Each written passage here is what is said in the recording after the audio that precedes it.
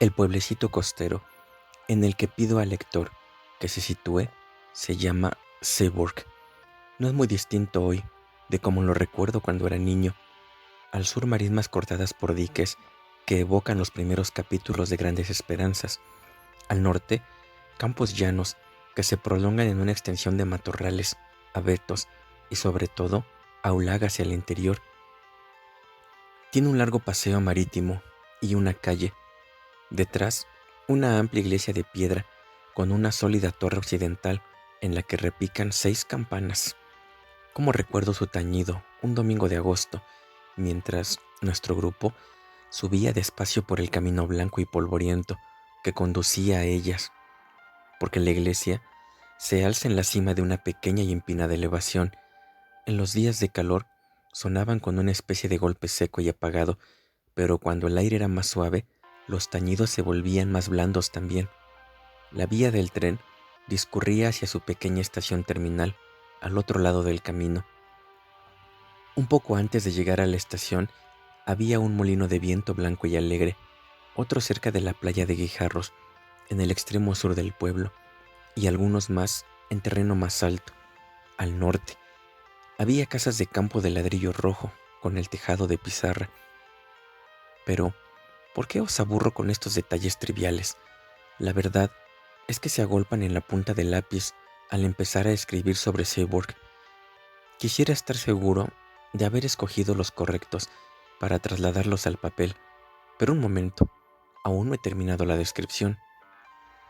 Alejaos del mar y del pueblo, dejad atrás la estación y torced a la derecha. Es un camino arenoso, paralelo a la vía del tren. Si lo seguís, veréis que asciende a un terreno algo más elevado. A la izquierda, ahora vais en dirección norte. La tierra es un extenso brezal.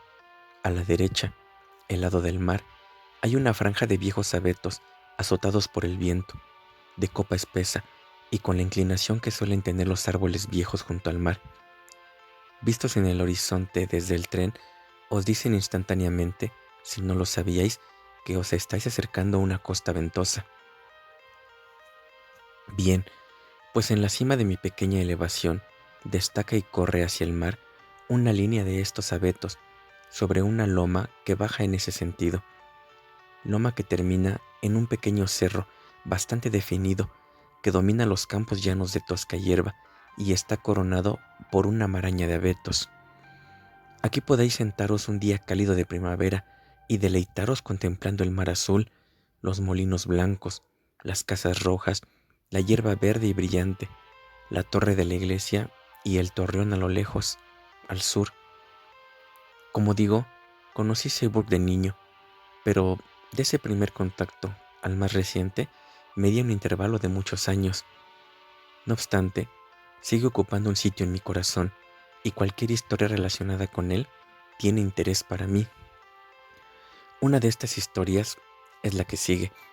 Me llegó estando muy lejos de Seaburg y de manera totalmente casual de un hombre al que le había hecho un favor lo bastante grande, en su opinión, como para hacerme su confidente hasta este extremo. Conozco toda esta región bastante bien, dijo. Iba a Seaburg a menudo a jugar al golf en primavera. Por lo general, me alojaba en el Oso con un amigo, Henry Long. Puede que le haya conocido.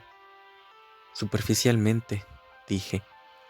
Solíamos alquilar también un cuarto de estar y nos sentíamos muy instalados. Desde que él murió, no he vuelto por allí. De todos modos, no sé si me apetecería, después de lo que nos pasó en nuestra última estancia. Fue en abril de 1900. Nos encontrábamos allí y éramos casi los únicos clientes que había en el hotel, por lo que los salones de uso común estaban prácticamente desiertos. Así que nos quedamos de lo más sorprendidos cuando después de cenar se abrió la puerta de nuestro cuarto de estar y asomó la cabeza un joven. Le habíamos visto ya. Era un individuo anémico, nervioso, de pelo y ojos claros, aunque no desagradable, de modo que cuando dijo, «Perdonen, ¿es privada esta sala?», no le soltamos un bufido, sino que dije, Sí, lo es, pero Long o yo da igual, dijo. Entre, por favor. Ah, ¿de veras puedo? Dijo él, y pareció aliviado.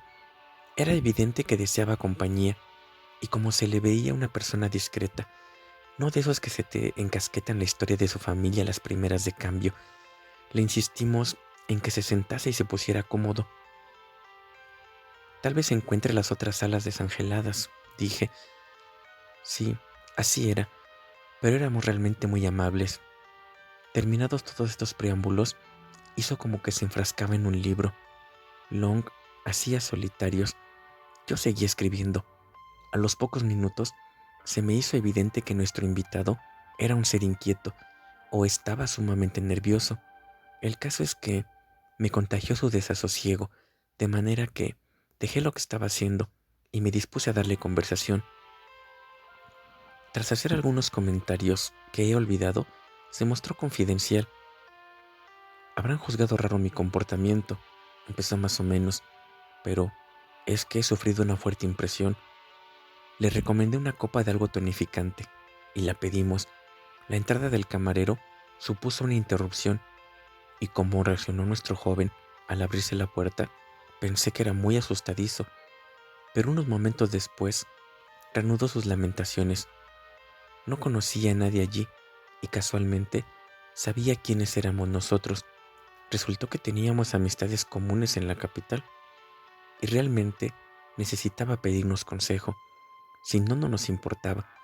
Como es natural, los dos contestamos que no faltaba más, o por supuesto que no, y Long dejó a un lado las cartas y nos dispusimos a escuchar cuál era su problema. Empezó hace menos de una semana, dijo, cuando fui en bicicleta a Froston, a solo unas 5 o 6 millas de aquí, con idea de visitar la iglesia. Me interesa muchísimo la arquitectura y tiene un pórtico precioso, con hornacinas y escudos. La fotografié y un viejo que estaba limpiando las lápidas se acercó a preguntarme si quería ver el interior. Le dije que sí, sacó una llave y me abrió. No había mucho que ver, pero me dijo que era una iglesia preciosa y que la mantenía muy cuidada, aunque lo mejor que tiene es el pórtico. Acabamos de salir en ese momento y dijo, ah, sí, es una preciosidad de pórtico. Pues, ¿a que no sabe qué significa ese escudo de ahí? Era ese, que tiene 3 coronas, de modo que, aunque no soy experto en heráldica, pude decir que sí, que creía que era el viejo escudo del reino de Anglia Oriental. Muy cierto, señor, dijo. ¿Y sabe el significado de esas 3 coronas? Le dije que estaba seguro de que se conocía, aunque no recordaba haberlo oído. ¿Ve usted? Dijo. Con todo lo entendido que es, yo le puedo explicar algo que no sabe. Son las 3 sagradas coronas que fueron enterradas cerca de la costa para impedirles desembarcar a los germanos. Ah, veo que no se lo cree. Pues le aseguro que si no llega a ser porque una de las santas coronas aún sigue en su lugar, aquí habrían desembarcado los germanos una y otra vez. Habrían llegado con sus barcos y habrían pasado a cuchillo a hombres, mujeres y niños sin darles tiempo a saltar de la cama. Esto que le digo no es ni más ni menos que la verdad, y si no me cree, pregúntele al señor rector. Ahí viene, ande, pregúntele. Me volví y allí estaba el rector, un hombre de aspecto simpático y venerable que venía por el sendero, y antes de que pudiese empezar a asegurarle a mi informante, que se estaba excitando por momentos, que le creía, terció el rector y dijo, ¿qué ocurre, John? Buenos días, señor. ¿Ha visitado ya nuestra pequeña iglesia? Siguió entonces una breve charla que permitió al viejo sosegarse y seguidamente el rector volvió a preguntar qué ocurría. Nada, nada, dijo el viejo. Solo le estaba diciendo a este caballero que le preguntase a usted lo de las santas coronas. Ah, sí, muy bien, dijo el rector. Es curioso, ¿verdad? Pero no sé si al señor le interesan nuestras historias. Claro que le interesan, dijo el viejo. Creerá todo lo que usted le cuente, señor. Bueno, usted conoció a William Maher, al padre y al hijo. Entonces, intervine yo para manifestar lo mucho que me gustaría oír esa historia de principio a fin. Unos minutos después, recorría la calle del pueblo con el rector, que tenía que dejar algún recado a sus feligreses, y luego nos dirigimos a la rectoría, donde me hizo pasar a su despacho. Se había dado cuenta en el trayecto de que yo era sinceramente capaz de sentir un interés intelectual por ese fragmento de folclore y de que no era el típico turista, de modo que estaba dispuesto a hablar, y me sorprende que esta leyenda no haya aparecido hasta hoy en letra impresa. Su versión fue esta: la creencia en las tres santas coronas ha estado siempre presente en esta comarca. Los más viejos dicen que fueron enterradas en diferentes puntos cerca de la costa para mantener alejados a los daneses, los francos y los germanos, y dicen que una de ellas la desenterraron hace tiempo, otra desapareció a causa del avance del mar, y que la que queda sigue aún cumpliendo su misión de ahuyentar a los invasores. Bueno, pues si ha leído usted las guías normales y las historias de este condado, quizá recuerde que en 1687 una corona, dicen que la de Redwald, rey de Anglia Oriental, fue desenterrada en Dreadesham y lamentable, fundida antes de que nadie la dibujase o la describiese siquiera. Dreadesham no está en la costa, pero tampoco muy tierra adentro, y se halla en una importante línea de acceso, y creo que es a la que se refiere la gente cuando dice que hay una que desenterraron. Después en el sur, no hace falta que le diga dónde, hubo un palacio sajón, hoy bajo el mar, ¿verdad? Pues ahí estaba la segunda corona, tengo entendido, y más arriba de estas dos, dicen, está la tercera. ¿Se sabe el lugar? Sí, desde luego, dijo, pero no se dice. Y su actitud no me animó a hacerle la lógica pregunta. En vez de eso, esperé un momento y pregunté: ¿a qué se refería el viejo con eso de que usted conoció a William Maher? ¿Tiene eso algo que ver con las coronas? Desde luego, dijo, esa es otra historia curiosa. De estos Aher es un apellido muy antiguo en la región, pero no he encontrado que fuera nunca gente de título o grandes propietarios. De estos Aher dicen o decían que su rama familiar era guardiana de la última corona. Yo, al más antiguo que conocí, fue a un tal Nathaniel Aher. Yo he nacido y me he criado cerca de aquí. Este hombre, creo, estuvo acampado en su puesto durante toda la guerra de 1870.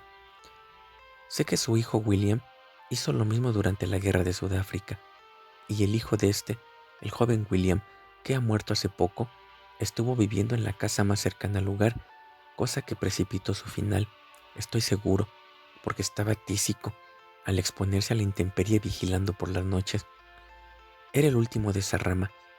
Le producía una angustia espantosa pensar que era el último miembro, pero no podía hacer nada. Sus únicos parientes cercanos estaban en las colonias.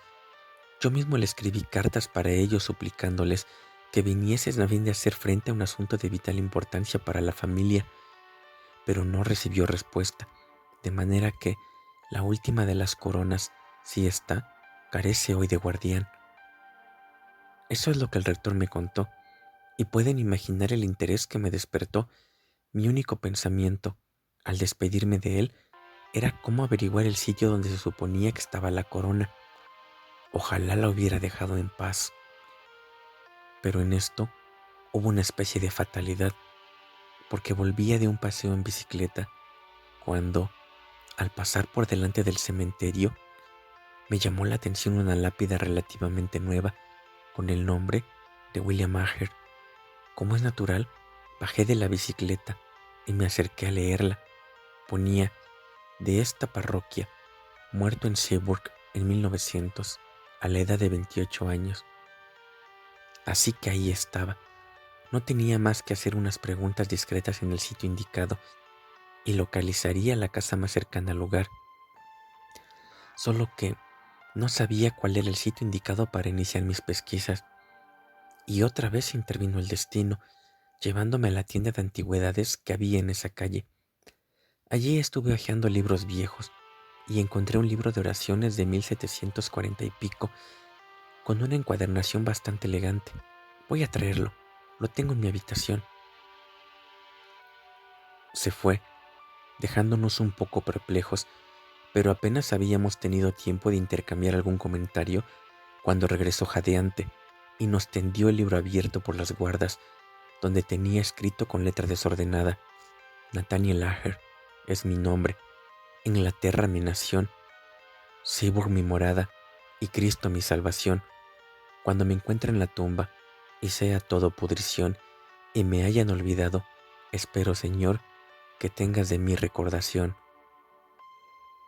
Este poema estaba fechado en 1754, pero había muchas anotaciones más de sucesivos Aher, de Nathaniel, de Frederick, de William, etc., terminando con las de William en 1900. Como comprenderán, dijo, cualquiera habría considerado esto tener una suerte milagrosa. Así me lo pareció a mí, pero no ahora. Naturalmente pregunté al librero si sabía algo de William Aher y naturalmente dio la casualidad de que recordaba que había vivido en una casa que había en el campo norte, donde murió.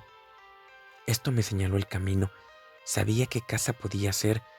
Solo había una un poco grande por aquellos alrededores. El siguiente paso era hacer alguna amistad con la gente, así que me puse inmediatamente manos a la obra. Un perro me facilitó las cosas. Me atacó con tanta furia que tuvieron que salir a sujetarlo. Después, como no podía ser menos, me pidieron disculpas y trabamos conversación. No tuve más que citar el nombre de Aher y fingir que le conocía o me parecía conocerle, y la mujer exclamó que era una pena que hubiera muerto tan joven y que estaba convencida de que había sido por pasar las noches fuera en tiempo de frío. Entonces tuve que preguntar: ¿salía al mar por las noches? Y contestó: ah, no, se estaba allí, en aquel altozano cubierto de árboles. Y hacia allí me dirigí. No se me da mal excavar en las lomas. Lo he hecho en muchas cercanas al mar, aunque siempre a plena luz del día y con permiso del dueño y la ayuda de unos cuantos hombres. Aquí tuve que calcular con todo cuidado antes de hincar la pala. No podía ponerme a abrir zanjas por toda la elevación, y dado que había abetos, sabía que tropezaría cada paso con sus raíces. Sin embargo, la tierra era suelta y arenosa y fácil de cavar, y había una madriguera o algo parecido que podría agrandar en una especie de túnel. La parte más embarazosa sería salir del hotel y regresar a horas extrañas. Una vez que hube decidido cómo iba a llevar a cabo la excavación, dije que estaría ausente esa noche y la pasé allí. Hice el túnel. No quiero aburrirles con detalles sobre cómo lo apuntalé y lo rellené una vez terminado todo. El hecho es que encontré la corona. Naturalmente, los dos proferimos una exclamación de sorpresa e interés. En primer lugar, yo hacía tiempo que sabía del hallazgo de la corona de Redesham y había lamentado muchas veces su destino. Nadie ha visto nunca una corona anglosajona, o nunca la había visto, al menos, pero nuestro hombre nos miró con ojos abatidos. Sí, dijo, y lo peor es que no sé cómo dejarla donde estaba. ¿Dejarla donde estaba?, exclamamos. Pero mi querido señor, ha hecho uno de los descubrimientos más emocionantes que se han llevado a cabo en este país. Por supuesto, su sitio está en la cámara del tesoro de la torre. ¿Cuál es la dificultad? Si está pensando en el dueño del terreno, el derecho sobre el hallazgo y demás, desde luego le podemos ayudar. Nadie va a meterse en tecnicismos legales en un caso como este. Probablemente dijimos mucho más, pero él se limitó a apoyar la cara entre las manos y murmurar: no sé cómo dejarla donde estaba. Finalmente, dijo Long: perdone si parezco impertinente, pero ¿está totalmente seguro de que la tiene?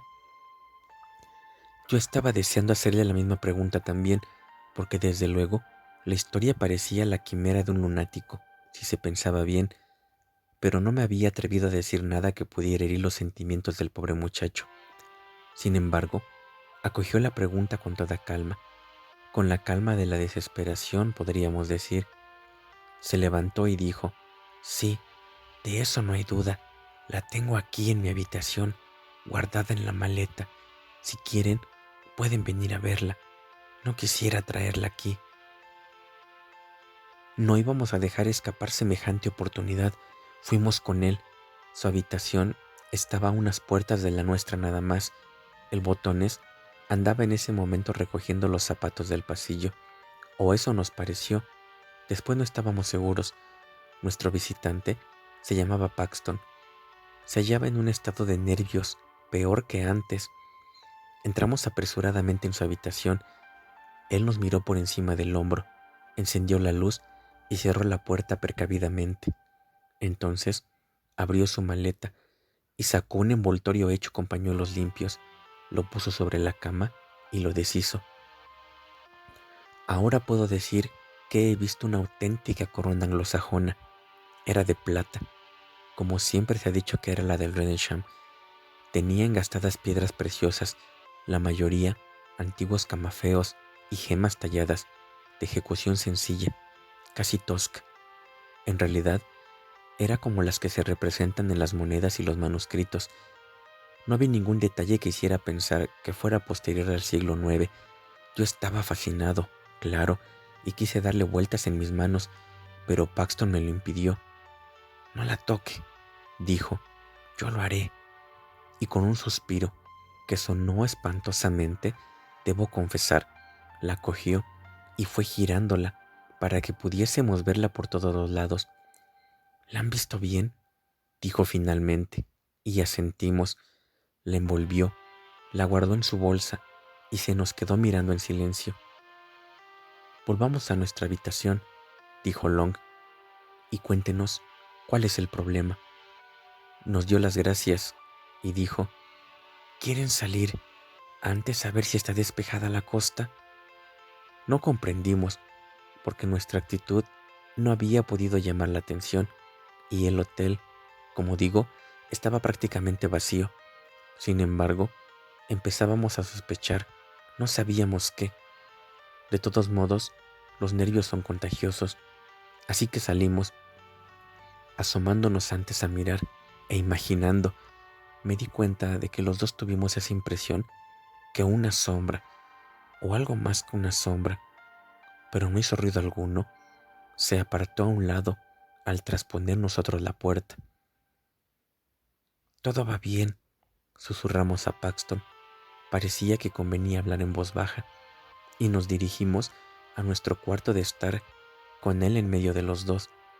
Cuando llegamos, me disponía a expresar mi entusiasmo ante la extraordinaria pieza que acababa de tener ante los ojos, pero miré a Paxton y comprendí que era terriblemente inoportuno, así que dejé que hablara él. «¿Qué podemos hacer?», empezó Long. Juzgó conveniente, como me explicó más tarde, hacerse el tonto, y dijo: «¿Por qué no averiguamos quién es el dueño del terreno y le informamos?».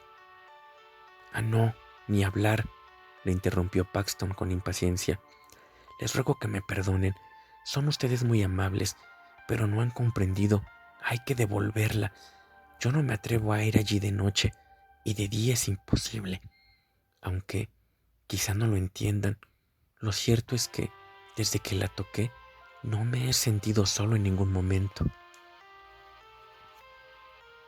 Fui a decir alguna estupidez, pero Long me lanzó una mirada y me callé, y dijo él: «Creo que comprendo, pero sería un alivio que nos aclarara un poco más la situación». Entonces Paxton lo soltó todo, miró por encima del hombro, nos hizo seña de que nos acercásemos más y comenzó a hablar en voz baja. Le escuchamos con la mayor atención, evidentemente, y comparamos notas después. Yo me encargué de redactar nuestra versión, de modo que estoy seguro de haber consignado casi palabra por palabra lo que nos contó. Dijo: «Empezó cuando me puse a explorar, interrumpiéndome una y otra vez. Siempre había alguien, un hombre de pie junto a un abeto. Eso durante el día. Nunca lo tenía delante. Siempre lo veía a la derecha o a la izquierda, por el rabillo del ojo, y cuando me volví a mirar había desaparecido. Me estaba un buen rato tumbado, vigilando y asegurándome de que no había nadie alrededor, y cuando me levantaba y reanudaba mis exploraciones, allí estaba otra vez. Además, empezó a hacerme advertencias porque pusiera donde pusiese ese libro de oraciones, a menos que lo guardase bajo llave, cosa que hice al final. Cuando volví a mi habitación, lo encontraba siempre sobre la mesa, abierto por las guardas, donde tienen los nombres, y con una de mis navajas de afeitar cruzada encima para que se mantuviese abierto. Estoy seguro de que no puede abrir mi bolsa de viaje, de lo contrario, habría hecho algo más. Es flaco y endeble, pero de todas formas, no me atrevo a encararme con él. Bueno, pues cuando empecé a hacer el túnel, lógicamente la situación empeoró, y si no hubiera estado tan ansioso, habría abandonado y habría echado a correr. Era como si tuviese a alguien rozándome la espalda sin parar. Durante bastante tiempo pensé que era tierra que me caía encima, pero cuando me acerqué a la corona, la sensación fue inequívoca, y al descubrirla y meter los dedos por dentro del aro y tirar para sacarla, oí una especie de grito detrás de mí. No puedo describir lo desolado que sonó, y horriblemente amenazador también. Me arruinó toda la alegría del hallazgo. Me la quitó en un instante. Y si no fuese el desdichado idiota que soy, la habría dejado y me habría ido, pero no lo hice, y desde ese momento ha sido espantoso. Aún faltaban horas para que pudiera volver decentemente al hotel. Primero me dediqué a rellenar el túnel y borrar mis huellas, con él allí tratando de estorbarme. Unas veces le veías y otras no, según le daba, creo. Está ahí, pero tiene algún poder sobre los ojos de uno. En fin, dejé el lugar no mucho antes de que saliera el sol, y después me dirigí a la estación de Seaburg para coger un tren de regreso, y aunque se hizo de día casi enseguida, no sé si mejoró mi situación.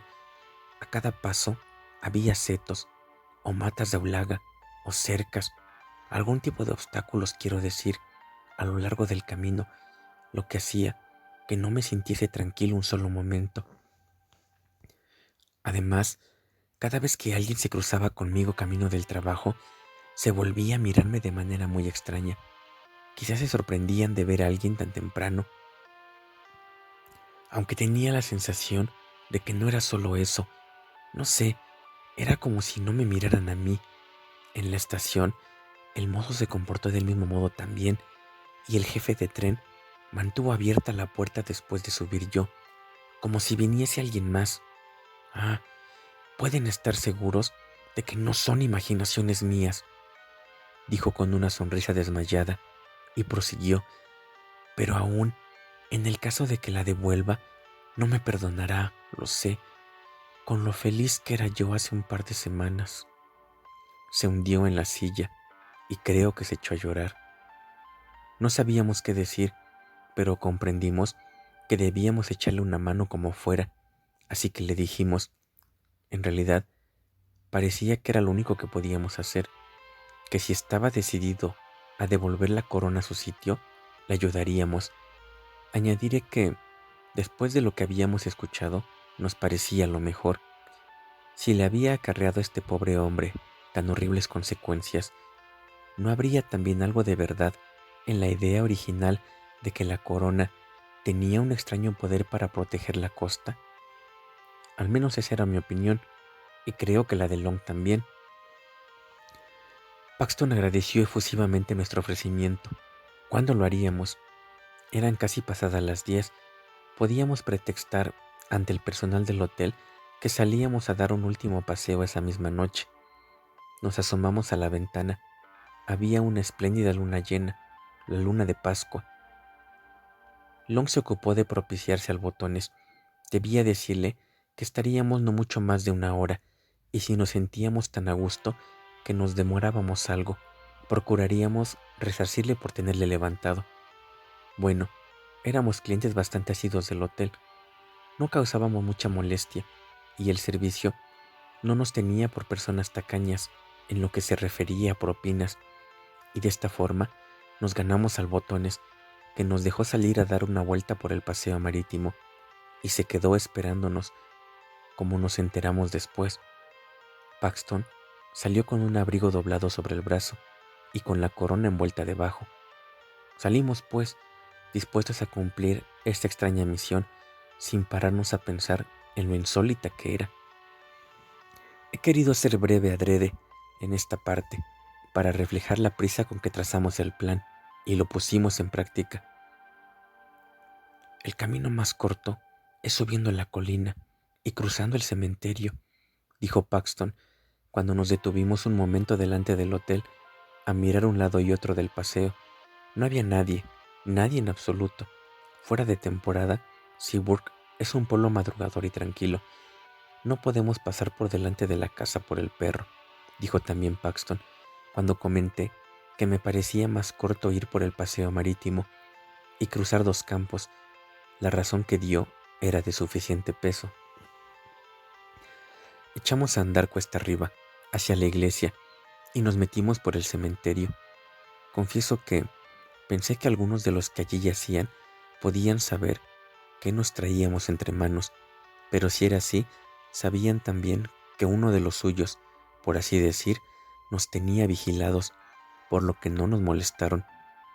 Pero me sentía observado, como no me he sentido en ningún otro momento de mi vida, sobre todo cuando salimos del cementerio y cogimos un estrecho sendero flanqueado por dos setos altos, donde corrimos como corrió Cristian por aquel valle y salimos a campo abierto. Seguimos andando junto a 9 setos, aunque yo hubiera preferido ir por terreno despejado, donde pudiera comprobar que no venía nadie detrás de mí. Cruzamos un portillo o dos, torcimos a la izquierda a continuación y subimos a la loma que terminaba en ese pequeño cerro. Al acercarnos, Henry Long tuvo la sensación, y yo también, de que había esperándonos lo que solo puedo llamar oscuras presencias, así como que nos acompañaba una bastante más definida.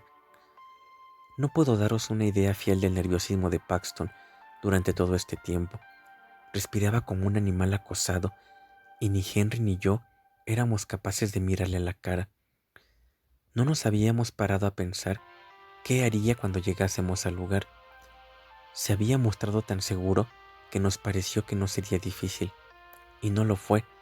Jamás he visto nada como el ímpetu con que se abalanzó sobre un punto concreto del montículo y se puso a cavar, de manera que, en pocos minutos, casi todo su cuerpo había desaparecido de la vista. Nosotros nos quedamos de pie, sosteniendo el abrigo con el envoltorio de pañuelos debajo, sin parar de mirar a nuestro alrededor, muy asustados debo reconocer. No se veía nadie. Una fila de abetos oscuros formaba el horizonte detrás de nosotros. A la derecha teníamos más árboles y la torre de la iglesia, casas aisladas y un molino de viento a media milla. A la izquierda, el mar en completa calma. Enfrente, los ladridos débiles de un perro en una casa sobre un dique reluciente entre él y nosotros. La luna llena, trazando ese camino que todos conocemos sobre el mar, el susurro eterno de los abetos encima de nosotros y el del mar. Y en medio de toda esta quietud, muy cerca, la aguda, la intensa conciencia de una hostilidad contenida, como un perro sujeto con una correa que en cualquier momento se puede soltar. Paxton emergió del agujero y tendió la mano. «Dénmela», susurró, «desenvuelva». Abrimos los pañuelos y cogió la corona. La luna la iluminó justo en el instante en que la tomaba. No llegamos a tocar el metal y desde entonces he pensado que fue una suerte.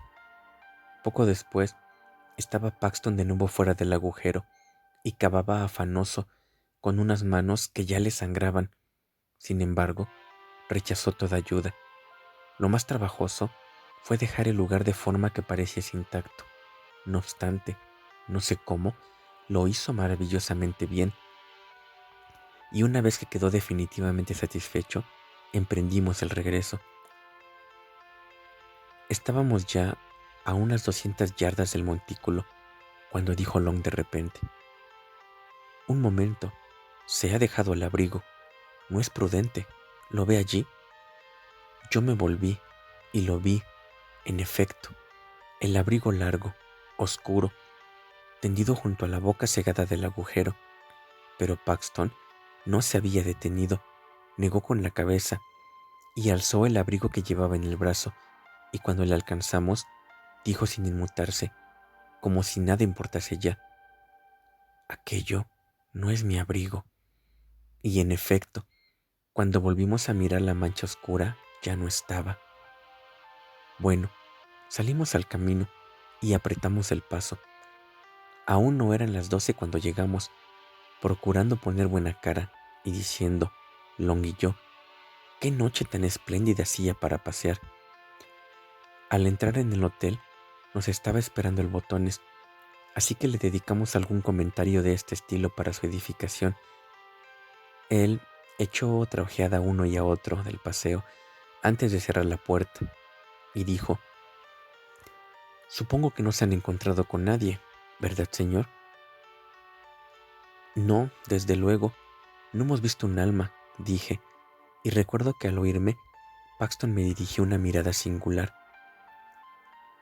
«Es que me ha parecido ver a alguien que subía camino de la estación detrás de ustedes», dijo el Botones, «pero como iban los tres juntos, no me ha parecido que llevara malas intenciones». Yo no supe qué decir. Long se limitó a murmurar: «Buenas noches». Nos dirigimos a la escalera, prometiendo apagar todas las luces y acostarnos enseguida. Una vez en nuestra habitación, hicimos lo posible por animar a Paxton. «Bueno, ya está la corona otra vez en su sitio», dijimos. Tal vez hubiera sido mejor no haberla tocado. Paxton asintió a esto con énfasis, pero en realidad no se le ha causado ningún daño, y desde luego no le vamos a revelar esto a nadie capaz de cometer la locura de acercarse allí. Además, ¿no se siente ahora mejor? A mí no me importa confesar, dije, que cuando íbamos para allá me inclinaba a coincidir con usted bueno, en que nos seguían, pero al volver ya no he tenido esa impresión, pero no dio resultado. «Ustedes no tienen por qué preocuparse», dijo, «pero a mí no se me ha perdonado. Yo aún tengo que pagar este atroz sacrilegio. Sé que me van a decir que puede ayudarme la iglesia, sí, pero es el cuerpo el que tiene que sufrir. Es cierto que ahora no tengo la sensación de que me espera ahí afuera, pero…». Calló, se volvió para darnos otra vez las gracias y le despedimos en cuanto pudimos. Naturalmente, le insistimos en que utilizara nuestro cuarto de estar al día siguiente y le dijimos que nos encantaría salir a pasear con él. ¿O tal vez jugaba al golf? Sí, así era, pero no creía que se sintiera con ánimos para jugar por la mañana. Bueno, le aconsejamos que se levantara tarde y se viniera a nuestra habitación mientras nosotros jugábamos, y por la tarde daríamos un paseo. Se mostró muy sumiso y maleable a todo lo que le dijimos y dispuesto a hacer lo que nosotros creyésemos mejor, aunque claramente convencido en su fuero interno de que no podría evitar ni atenuar lo que le iba a venir. Se preguntará usted por qué no le insistimos en acompañarle a su casa y dejarle a salvo con sus hermanos o con quien fuera. La verdad es que no tenía nadie. Poseía un piso en la ciudad, pero últimamente había decidido irse a vivir un tiempo a Suecia. Había desmantelado el piso, lo había facturado todo y estaba pasando un par de semanas o 3 antes de emprender el viaje. De todos modos, nos pareció que no podíamos hacer otra cosa, aparte de dormir, o tratar de dormir como fue mi caso, y esperar a ver cómo nos sentíamos por la mañana. Nos sentimos muy distintos, Long y yo, esa mañana de abril, preciosa, que no podía pedirse más, y Paxton parecía también muy distinto cuando le vimos en el desayuno.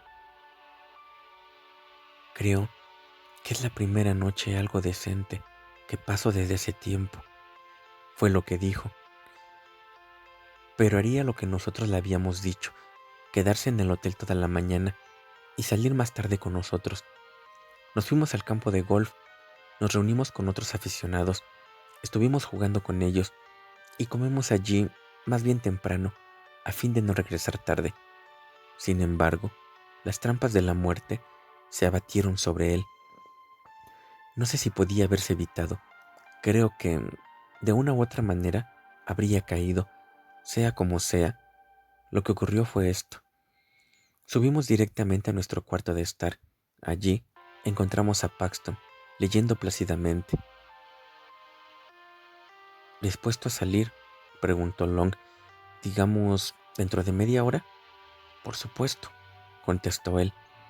Yo dije que antes teníamos que cambiarnos, quizá tomar un baño, y que pasaríamos a recogerle en media hora. Yo me bañé enseguida, me eché en la cama y me quedé dormido. Estuve durmiendo como unos 10 minutos. Long y yo salimos de nuestras habitaciones al mismo tiempo y fuimos juntos al cuarto de estar. Paxton no estaba, solo estaba su libro. Tampoco lo encontramos en su habitación, ni abajo. Dimos una voz llamándole. Salió un camarero y dijo: «Vaya, creía que habían salido ustedes, ya como el otro señor.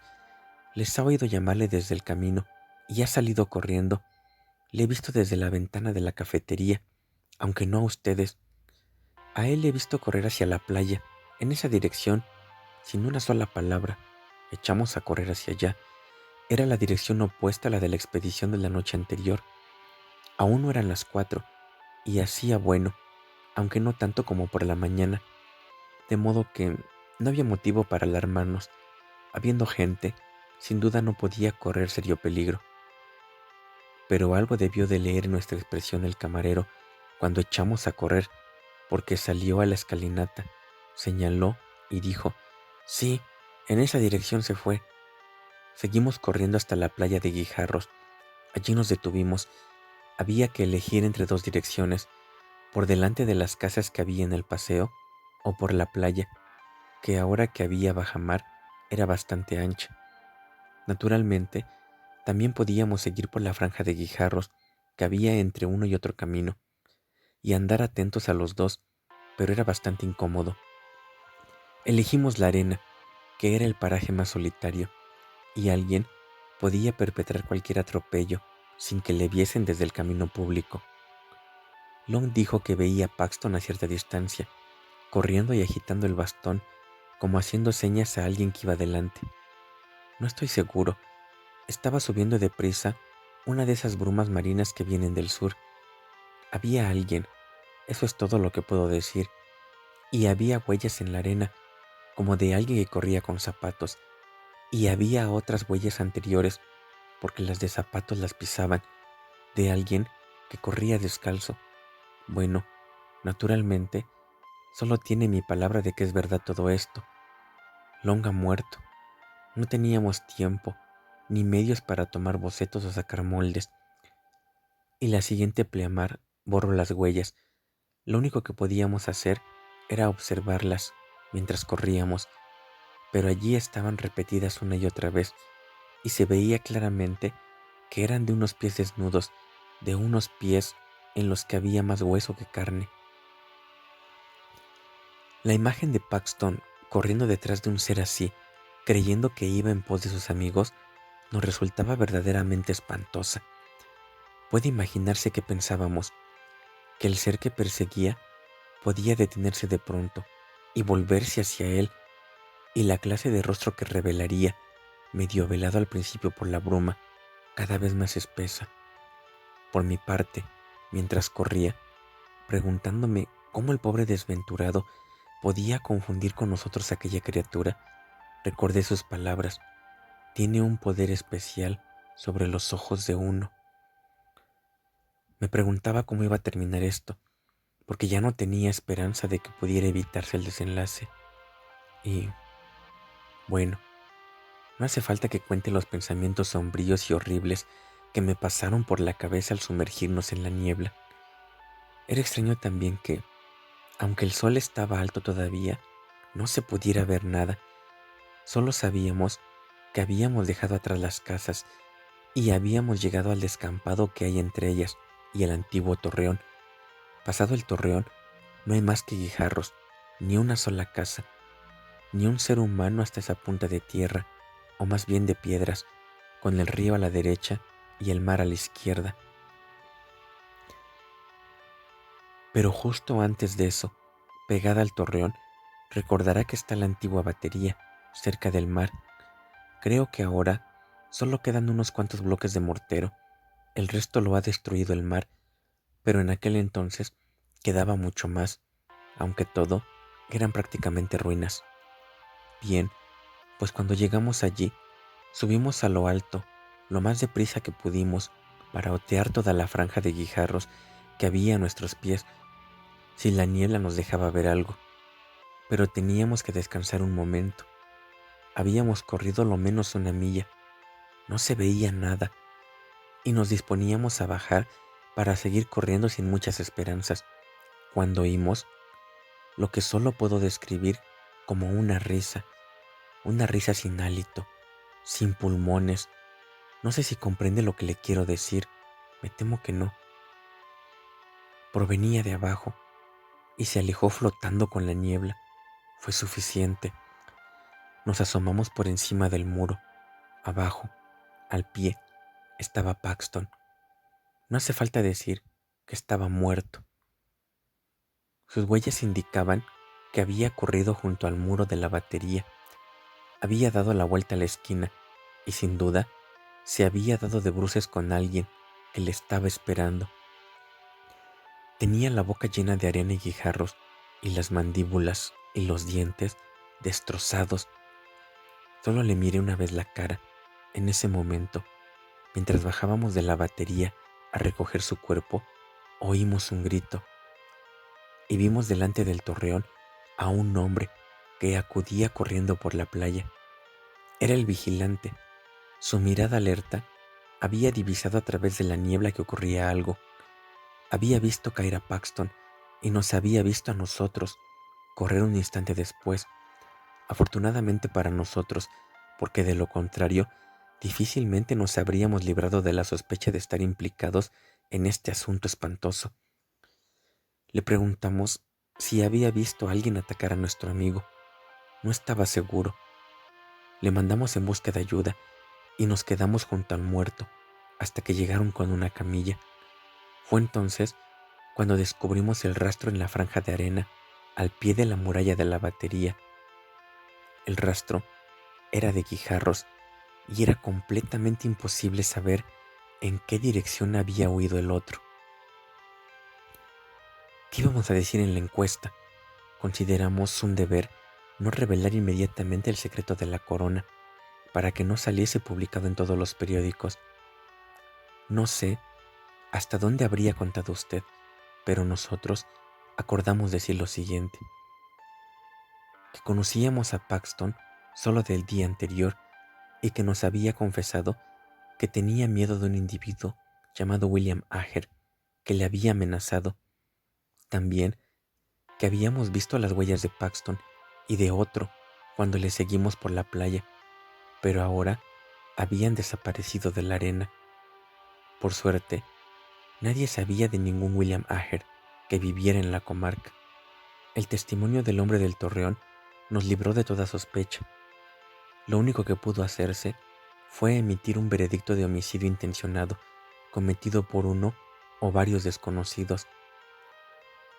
Paxton carecía de parientes, al extremo de que ninguna de las pesquisas efectuadas después condujo a nada positivo, y desde entonces no he vuelto a estar en Seaburg ni a acercarme siquiera.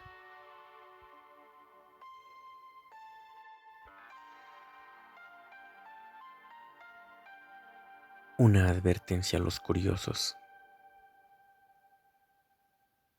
Montag Rhodes James.